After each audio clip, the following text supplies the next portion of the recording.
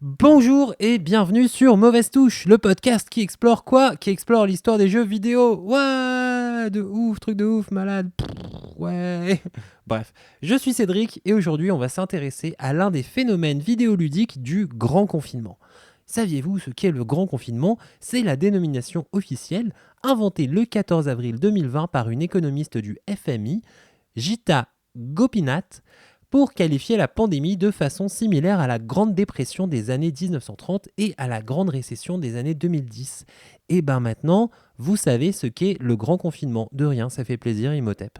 Un jeu donc qui a marqué le confinement et Twitch et qui a propulsé une toute petite équipe de 3 personnes et leur studio, Innerslot, au rang de phénomène international, source intarissable de mèmes et l'un des jeux les plus streamés de l'histoire de Twitch. Aujourd'hui, on va parler de Among Us.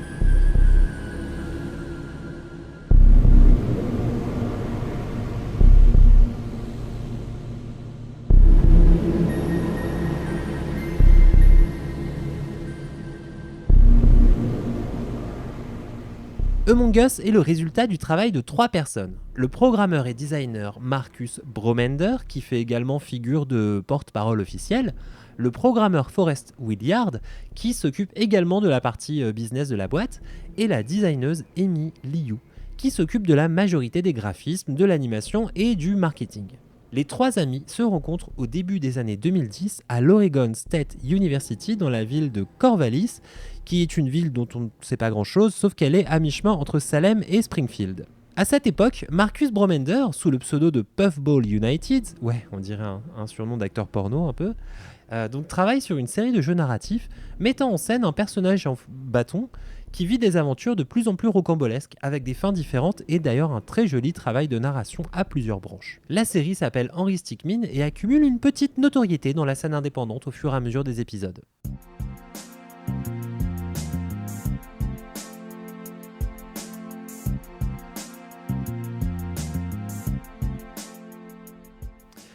Leur diplôme en poche, ces 3-là déménagent à Redmond, dans l'état de Washington, qui n'a pas grand d'autre spécificité que d'abriter le QG de Microsoft et la branche US de Nintendo. La petite équipe s'entend bien et rapidement ils développent un premier jeu pour leur tout nouveau studio Innerslot, littéralement le paresseux en nous. Le jeu s'appelle Dig to China, il sort en 2015 et c'est un four complet, malgré le soutien de la petite communauté des fans de Henry Stickmin. Quelques ingrédients font déjà la patte de Innerslot, un concept qui se prend pas trop au sérieux. Le personnage principal, c'est un gamin qui veut creuser dans le sol jusqu'en Chine avec une excavaseuse maison qu'il peut améliorer, des graphismes simples mais sympas qui sont déjà portés par la patte de Amy Liu et un gameplay qui construit petit à petit quelque chose d'assez addictif à partir d'un concept simple. Innerslot sort ensuite plusieurs projets qui sont autant d'échecs, dont pas mal de projets multijoueurs qui décollent jamais vraiment, malgré le travail de l'équipe. Mais cela n'entame pas l'enthousiasme du petit studio, qui continue de chercher des concepts de jeu. Pendant l'année 2017, Marcus, Forrest et Amy commencent à travailler sur un concept qui leur paraît prometteur. Reprendre les bases du loup-garou et le transporter dans un univers à la The Thing. Alors, le loup-garou, pour ceux qui ne connaissent pas, c'est un célèbre jeu de société dans lequel les joueurs incarnent secrètement des loups-garous dans un village, habité par des villageois qui sont les autres joueurs. Le but des loups-garous, c'est de manger un par un chaque nuit les villageois, et chaque nuit est suivie d'une phase de journée où les villageois, qui comptent les joueurs loups-garous undercover, doivent décider par la discussion à chaque manche quel joueur ils suspectent d'être un loup-garou afin de l'éliminer. Puis on recommence jusqu'à élimination soit des loups, soit des villageois. The Thing, de son côté, est un chef-d'œuvre et un incontournable du cinéma d'horreur et de science-fiction, réalisé par John Carpenter en 1982. Il met en scène un groupe de chercheurs américains très baraqués qui aiment bien la dynamite et qui sont en Antarctique, aux prises avec une forme de vie extraterrestre qui peut prendre la forme de n'importe qui. Le film est truffé de scènes où la méfiance règne entre les personnages, chacun essayant de démasquer la chose parmi eux. This is pure nonsense. Doesn't prove a thing. I thought you'd feel that way, Gary. We'll do you last. C'est sur ces deux bases que se construit Among Us. Créer un jeu vidéo multijoueur qui reprend les mécaniques de suspicion du loup-garou tout en lui emmenant une ambiance de science-fiction horrifique. Les graphismes sont simples mais très identifiables, Emilio misant sur un aspect un peu cartoon, aux lignes claires, et travaillant beaucoup sur l'animation des personnages pour leur donner vie. C'est d'ailleurs un véritable conseil, pour le dynamisme d'un jeu, mieux vaut des graphismes simples mais très bien animés que des designs magnifiques aux airs de pantin. Among Us se déroule donc dans un vaisseau en plein voyage spatial, ou dans un bâtiment en très haute atmosphère terrestre, ou dans une base sur une planète extraterrestre, ou dans un aéroport en fonction des cartes qui ont été ajoutées derrière. La carte choisie modifie en fait la surface de jeu et quelques éléments de gameplay. Il y a 2 types de rôles pour les joueurs, d'un côté les imposteurs et de l'autre côté les membres d'équipage, qu'on appelle aussi les crewmates. Le jeu en ligne peut monter jusqu'à 10 joueurs avec jusqu'à 3 imposteurs choisis aléatoirement dans le plus grand secret par le jeu. Le but des imposteurs est d'éliminer les autres joueurs en sabotant l'environnement et bien sûr en tuant sauvagement les joueurs isolés. Loin des regards indiscrets et des caméras de sécurité, avant que les membres d'équipage n'aient accompli toutes les tâches ou ne découvrent évidemment l'identité des imposteurs. Les tâches des membres d'équipage sont principalement visuelles, c'est assez facile à réaliser et c'est assez diversifié selon la carte choisie. Elles servent surtout à forcer les crewmates à se déplacer à travers la map. Les imposteurs, eux, ne peuvent pas accomplir de tâches, mais ils peuvent faire semblant afin de se fondre parmi leurs proies. À la place, ils peuvent déclencher des sabotages, couper les caméras, éteindre les lumières pour angoisser les joueurs, déclencher des accidents graves afin de mieux couvrir leurs méfaits, et chaque fois qu'ils découvrent un corps, les membres d'équipage peuvent déclencher une réunion d'urgence afin de discuter ensemble, comparer leurs preuves, mentir sans vergogne, dans le but de voter contre un suspect et l'éliminer, en espérant évidemment ne pas éliminer un crewmate dans l'action de tout ça. Tous les joueurs éliminés, imposteurs comme crewmates, peuvent continuer de jouer sous la forme de fantômes, se baladant librement sur la carte pour voir se dérouler le reste de la partie. Les fantômes crewmates peuvent terminer leurs tâches, les fantômes imposteurs peuvent continuer les sabotages, afin les uns et les autres de remporter la victoire même depuis l'autre monde.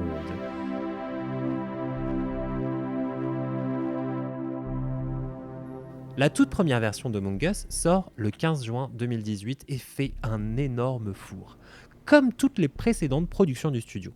Le concept est là, mais l'expérience reste assez basique. Le multijoueur, par exemple, ne sera ajouté qu'au bout de 2 mois, en août 2018, alors qu'il est pourtant au cœur de l'expérience Among Us.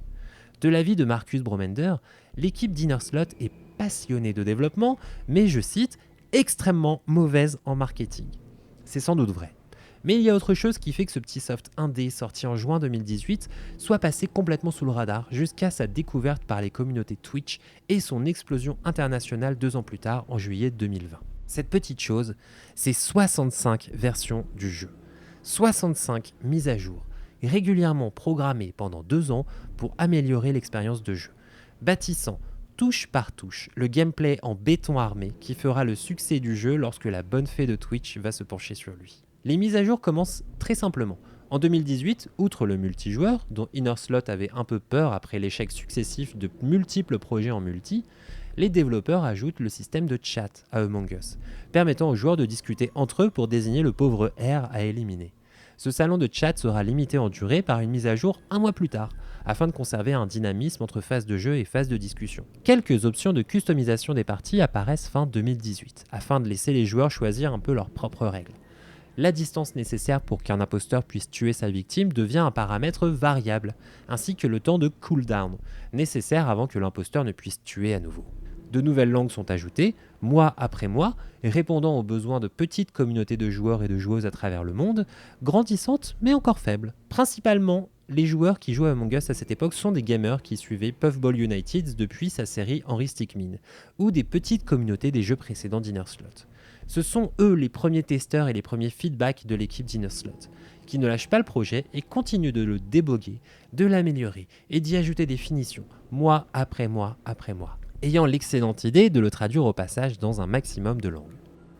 Puis vient la pandémie et l'inévitable confinement mondial de mars 2020. Alors qu'un tiers de la population mondiale est assignée à domicile, pour rappel au plus haut de l'épidémie on parle de 2,65 milliards de personnes, durant cette époque les services de contenu explosent. Netflix, Disney+, Amazon Prime ont enregistré des abonnés records. Et naturellement le service de streaming Twitch, dont la spécialité est de voir des influenceurs jouer aux jeux vidéo, a également explosé. Dans cette période où les yeux et les oreilles de 2,6 milliards d'individus sont totalement disponibles, les Twitchers creusent dans les bibliothèques de jeux pour trouver de nouveaux softs à streamer. Le premier streamer qui joue régulièrement à Among Us est SR Kaif, qui le twitchait régulièrement dès le début de l'année 2020. Du haut de sa communauté de 136 000 followers, on retrouve déjà des heures de stream d'Among Us, suivies parfois par plus de 2000 personnes en même temps. C'est en mai que le soft commence sérieusement à sortir de la confidentialité avec l'aide de 2 gros streamers américains. Admiral Bulldog d'un côté, 700 000 followers, et Sing Sing, 600 000 followers. En juillet, la machine s'emballe. 2 mastodontes américains, Soda Poppin et XQC, s'emparent du jeu pour le faire découvrir à des centaines de milliers de personnes sur Twitch. Et 8 streamers coréens faisant partie du top 10 national se lancent simultanément sur Among Us, faisant littéralement exploser la popularité du soft. En août, tous les streamers et streameuses de jeux vidéo du monde entier jouent à Among Us, mettant sur orbite les ventes du jeu. Le succès du jeu s'explique ultra facilement. N'importe quel joueur peut s'essayer à Among Us. Le jeu est pas très cher, 4,9$, ce qui fait 3,99€. Il demande pas d'être fort en jeu vidéo puisque ses contrôles et ses mécaniques sont assez simples. Il est instantanément addictif, en plus d'être court, ce qui permet de relancer rapidement plusieurs parties d'affilée. Avec son modèle de discussion pour éliminer un suspect par tour, il a une composante sociale, d'autant plus forte pour les joueurs et joueuses en période de confinement. Il est aussi disponible sur toutes les plateformes, PC, Switch, PlayStation, Xbox et sur mobile. Et sur Twitch, son setup simple permet aux streamers et aux streameuses stars de s'inviter ensemble pour des parties épiques regroupant le gratin des influenceurs jeux vidéo de chaque pays. En France, la team de Twitchers stars de Among Us regroupait le joueur du grenier, Antoine Daniel, Magla, Mr MV, Domingo, Pokémon, Bagara Jones, Gomar, Ultia, Ponce, Rivenzi et quelques autres. Soit des soirées de jeux dont les participants et participantes représentent ensemble plusieurs dizaines de millions d'abonnés. Quand je fais quoi ? En fait, t'as un tic de langage, à chaque fois que tu es coupable, tu fais toujours « Non, mais je vous jure, c'est pas moi !» Vraiment.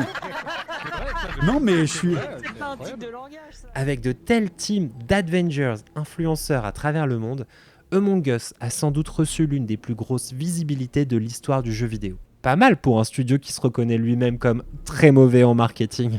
Il est difficile d'estimer le nombre total de joueurs d'Among Us, mais les chiffres consolidés seraient de l'ordre de plus de 500 millions de joueurs à travers toutes les plateformes, dont 97% de joueurs gratuits sur mobile. Sur Switch, Among Us est l'un des jeux les plus vendus de la console, du haut de ses 3,2 millions d'unités. Il fait partie du top 100 des ventes Steam de 2020, et on estime à plus de 6 millions les ventes sur PC. Le jeu a donc rapporté la bagatelle de plus de 60 millions de dollars en une année aux 3 cofondateurs de Innerslot, ce qui en fait une magnifique consécration après plus de 2 ans à patcher et améliorer leur soft, de feedback en feedback pour en faire le petit joyau de fun collectif qu'il est aujourd'hui.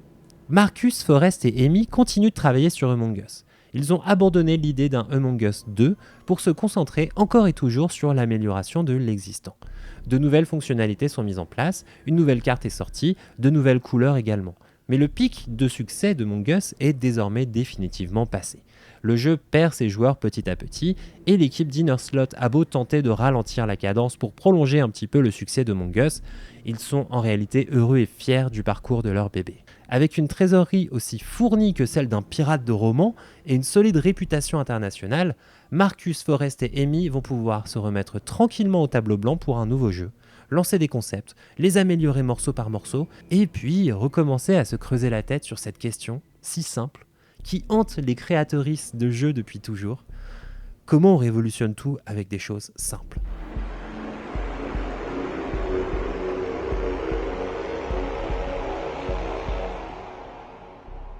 Merci d'avoir écouté ce nouvel épisode de Mauvaise Touche. J'espère qu'il vous a plu. N'hésitez pas à vous abonner, à parler de ce podcast autour de vous, c'est hyper important. Comme pour Among Us, vous êtes la première force qui aidera ce petit pod à atteindre de nouvelles oreilles. Ne le faites pas que pour Mauvaise Touche, bien sûr. Parlez autour de vous de vos podcasts préférés. Faites votre part du colibri afin d'aider tous vos créateurs et créatrices favoris à se développer. Et laissez-leur un petit commentaire avec 5 étoiles sur Apple Podcast, Acast, Podcast Addict, Castbox, parce que c'est ainsi qu'ils et elles seront mieux référencés sur ces plateformes pour trouver de nouveaux publics. J'aimerais d'ailleurs en profiter moi-même pour remercier Roman, LRX0712, I am Léo, Fiel Tabar, excellent pseudo, et Lorne RMR de leur très gentil message sur Apple. Vous êtes ultra choupi. D'ailleurs, n'hésitez pas à me proposer là-bas des jeux que vous voudriez entendre chroniquer ici. Sinon moi, je vous souhaite surtout plein de bonnes vibes. Et bye bye!